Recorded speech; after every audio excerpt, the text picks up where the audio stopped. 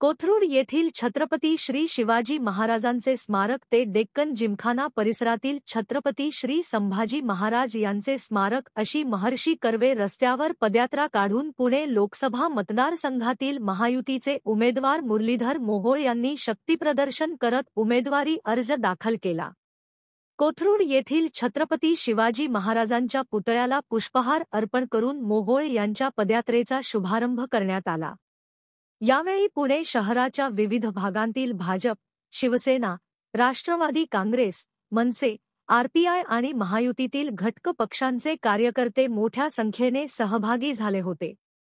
उपमुख्यमंत्री देवेंद्र फडणवीस, केंद्रीय मंत्री रामदास आठवले, राज्याचे उच्च व तंत्रशिक्षण मंत्री चंद्रकांतदादा पाटील, उद्योग मंत्री उदय सामंत, विधान परिषदेच्या उपसभापती डॉक्टर नीलम गोऱ्हे, खासदार डॉक्टर मेधा कुलकर्णी यांच्यासह शहरातील महायुतीचे सर्व आमदार आणि महायुतीचे प्रमुख पदाधिकारी पदयात्रेत सहभागी झाले होते। सुमारे 4 तास पदयात्रा सुरू होती। कर्वे पुतळा, नळ स्टॉप, गरवारे महाविद्यालय या मार्गे खंडोजीबाबा चौकात पदयात्रेचा जाहीर सभेने समारोप झाला।